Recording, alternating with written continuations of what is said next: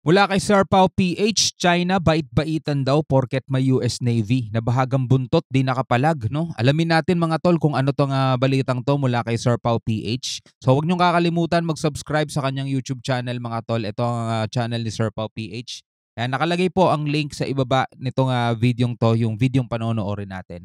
Alright, so huwag na natin patagalin pa. Total, wala na rin naman tayong hinihintay na. Panoorin na natin tong pagbabait-baitan ng China.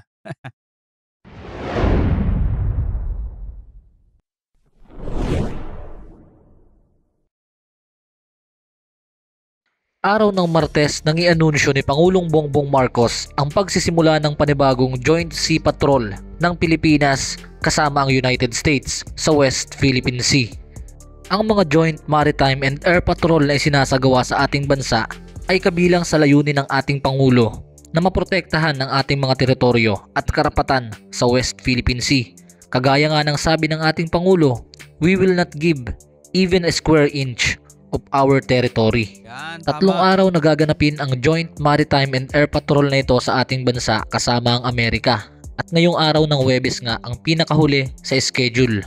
Itong araw ang marka ng pagsisimula ng panibagong Joint Maritime and Air Patrols, ang collaborative effort sa pagitan ng Armed Forces of the Philippines at ng United States Indo-Pacific Command sa West Philippine Sea. Ayon kay President Marcos, ang joint activity na ito kasama ang United States ay naglalayong ma-enhance ang interoperability at kapasidad ng ating mga military forces at ng kanilang military equipment sa tuwing mag-ooperate at magkakaroon ng pagpapatrolya sa West Philippine Sea para maging handa sa anumang suliranin na kakaharapin. Ang napakahalagang inisyatibo na ito ay isang testamento ng commitment ng ating bansa to bolster the interoperability of our military forces in conducting maritime and air patrols. Through collaborative efforts, we aim to enhance regional security and foster a seamless partnership with the United States in safeguarding our shared interest, ayon kay Pangulong Bongbong Marcos. Ang Joint Maritime and Air Patrol na ito mga kaalyado ay parehas na sinang-ayunan ng Mutual Defense Board and Security Engagement Board ng parehas na bansa.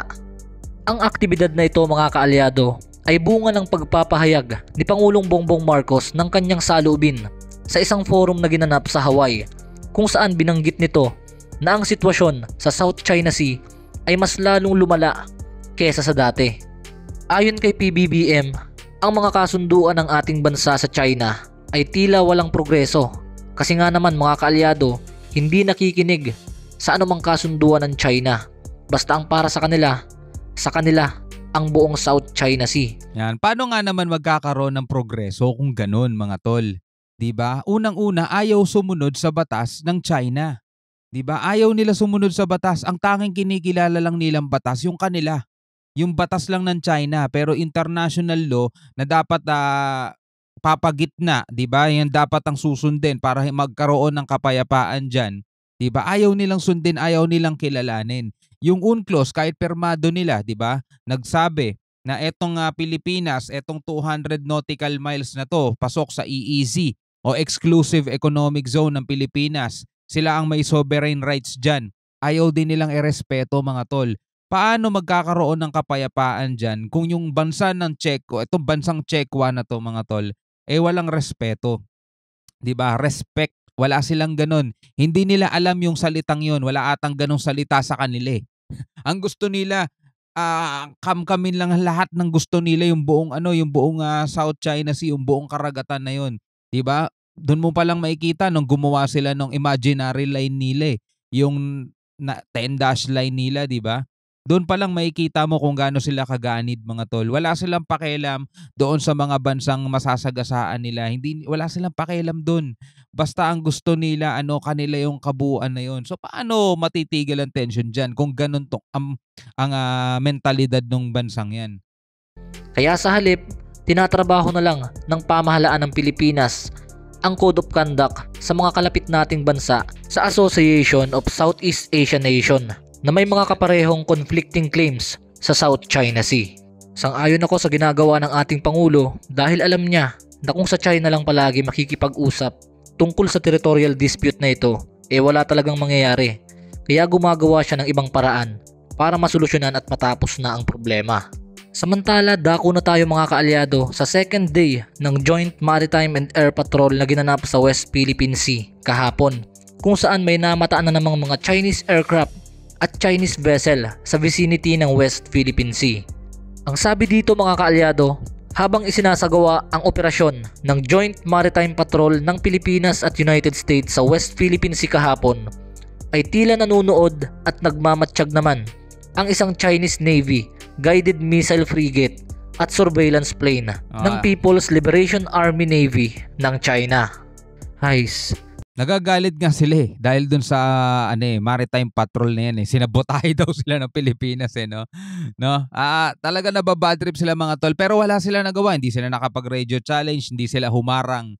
No, nanonood lang sila, no? Parang wala naman silang palag talaga sa totoo lang Grabe na talaga ang kapal ng mukha ng China mga kaalyado.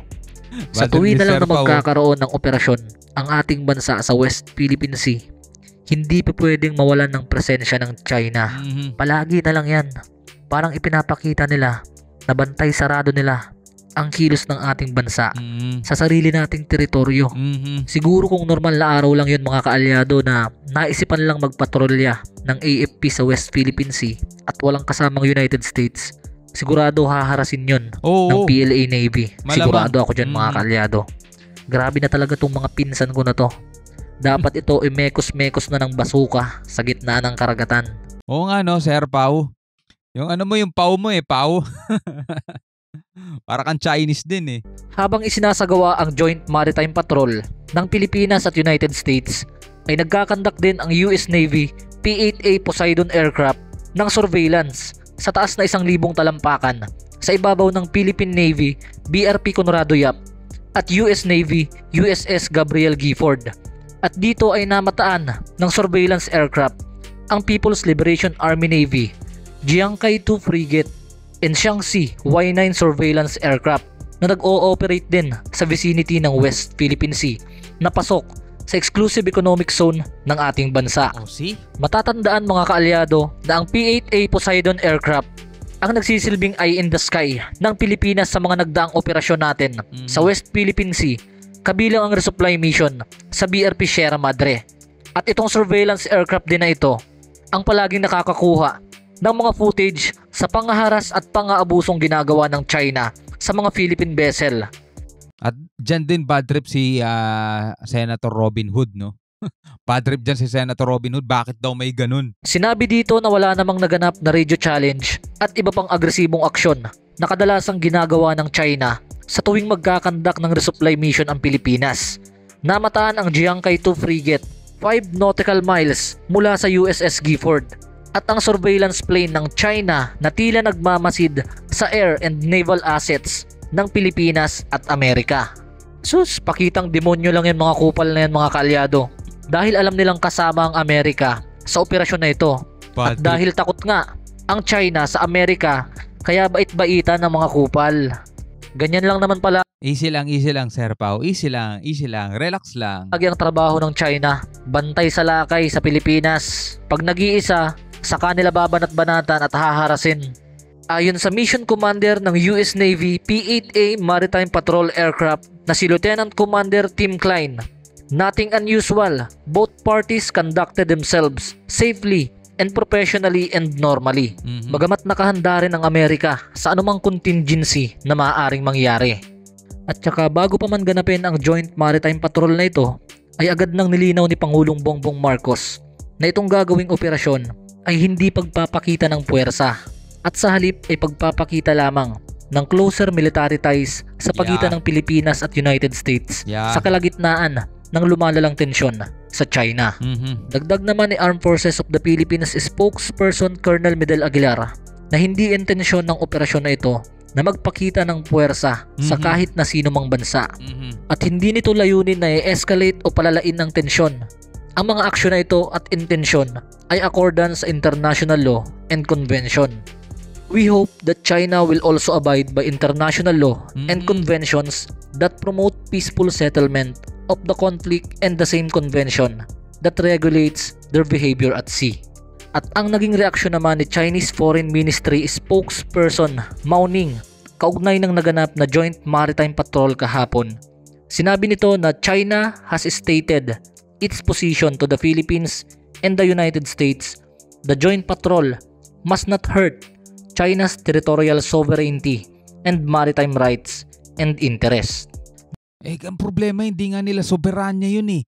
Diba? Hindi nga nila teritoryo yun eh. At saka wala nga silang rights dun eh. Napaka-boplax talaga nitong si Mauning, mga kaalyado. Paano masasaktan ang maritime rights and interest ng China? Exclusive economic zone nga yun ng Pilipinas. Ay ewan, hanggang dito na lang muna tayo, mga kaalyado. Diba? Paano sila masasaktan eh? Wala nga silang rights doon. Wala nga silang sovereign rights doon. Hindi naman nila soberanya yun. Ang kulit lang nila na hindi naman kanilang teritoryo, pasok sila ng pasok, inaangkin nila ng inaangkin, di ba? Ito yung tawag dito, 9-dash line nila eh. Yan, sa 10-dash line nila, etong guhit na yan.